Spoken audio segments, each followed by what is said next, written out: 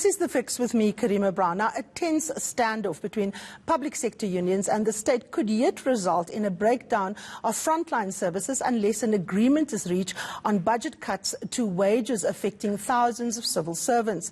Many fora have been set up to allow the government, business and labour to negotiate the issue. Central to this is the concept of social compacting, and who best to discuss this than the newly appointed head of NEDLAC, Lisa Seftel. Lisa, thank you so much for joining us here on The Fix. Before we come to the social compact on the wage cuts, which of course is top of mind for a lot of public servants, we have an immediate global crisis on our hands, which of course has reached the shores of South Africa. We've got 38 people testing positive for the COVID-19 virus. And in my hand, I've got the document from Seftel, one of the unions of COSATU, saying that there needs to be workplace recommendations in place to deal with COVID-19 viruses. One of it is that employers are encouraged to relax sick leave and policies and guidelines for the period of the COVID-19 virus. The other one talks about the effects of the virus will also require employers who may have family members that are infected with the COVID-19 to remain at home. How is NEDLAC, as a group that brings together labour, business and the community and government, going to play its role as this crisis begins to, impact the South African economy? Yes, thank you very much for that. In fact, tomorrow we have our key structure, the EXCO, calling a special executive council meeting, and on the agenda is not only the health issues related to coronavirus, but also the economic impact and the labour market impact. And when we talk about the labour market impact, those are exactly the issues that we do need to reach a consensus with about how the coronavirus should be handled at a workplace level and what should be the mitigation measures for workers who may be impacted and affected by the virus. Now, this meeting that you are going to have tomorrow, just explain to us who is going to be attending this meeting, particularly from government and business and labour, and what are you likely to be announcing when that meeting has, debated the various issues? Well, it is the leadership of the different constituencies, and the Minister of Labour, the Minister of Trade and Industry and the Minister of Health have all been invited and are expected to attend.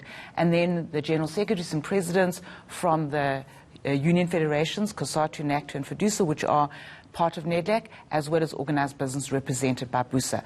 So we are expecting very high-level participation tomorrow, not only, may I say, on site, but also through video conferencing, because we really must practice what we preach if we're saying that we must be adopting social distance. In terms of what will come out of it, obviously the meeting will have to decide what comes out of it, but I think that there is a very strong sense that this is a time for unity in action, that this is something where all of us have to take responsibility to be able to contain the spread of the virus and ensure that we mitigate as much as we can the economic and labour market impacts. Now, Cabinet is sitting this morning at 10 o'clock to discuss a range of measures. I've just spoken to the Transport Minister. He couldn't give me a ballpark figure, for example, of testing sites at land ports. We've got over 50 in the country. What is going to be the most key issues that is going to impact our economic position? I mean, we've got a stagnant economy. Europe is our major trading partner in terms of a bloc, the country, the EU.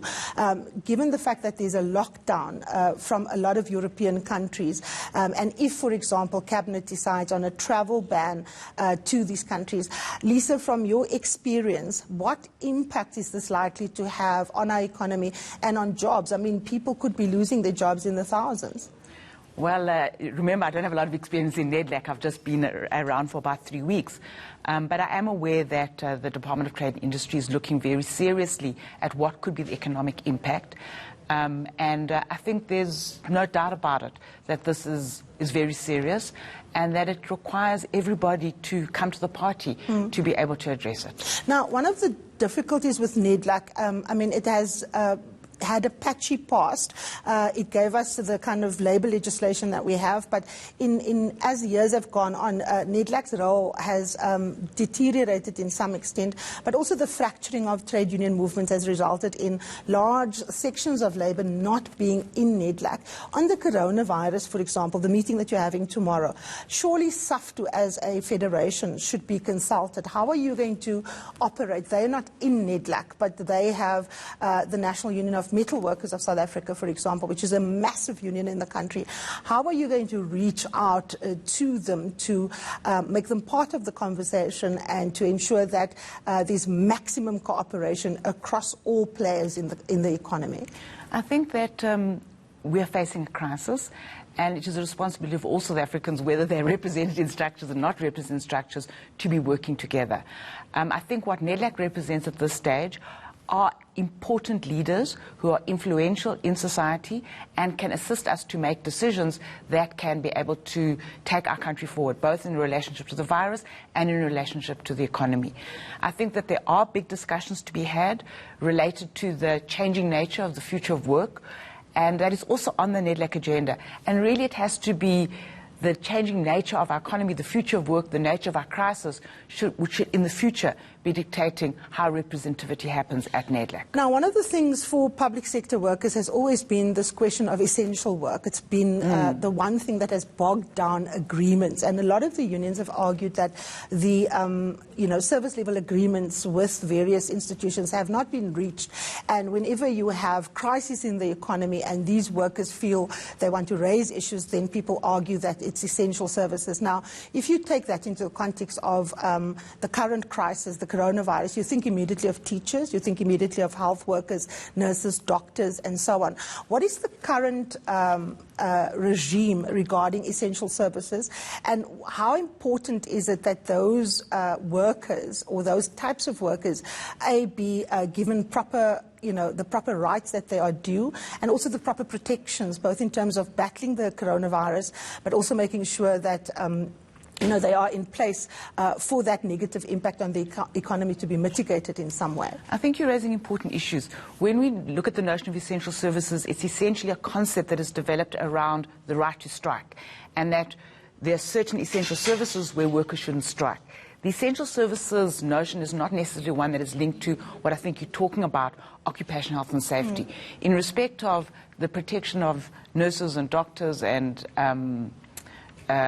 teachers, that really sits within the occupational health and safety side of labour markets. And I think that we've seen over time that in relationship, say, for example, to HIV and TB, protocols have been developed. And it may be something that would come out of the meeting tomorrow, is how do we develop an urgent protocol around this kind of issue?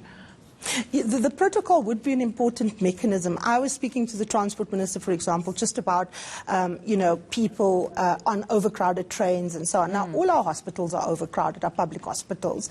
It's not that our private sector is in a fantastic state either, but you have very poor conditions at many places of work. How is a safety protocol on occupational health and safety going to assist us in making sure that workers that are in those frontline services are protected, but also can do their bit in the national effort to push back and contain the virus?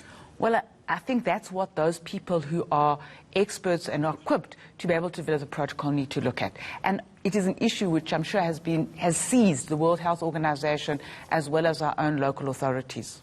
As the director of NEDLAC, what is the call that you're making on the different social partners, business, labour, the community, government, in terms of dealing with this issue, given the fact that this virus is going to have a devastating impact on the global economy? We are not going to escape it. There's been a deficit of trust amongst the parties, Lisa, which have seen, talks break down, but also just the trust deficit around agreements such as your national minimum wage and so on. It's absent at the moment. How does a crisis that we face like this now help us to forge a pact where people should and must trust each other and the bona fides of the different social partners? I think to some extent you've answered the question already.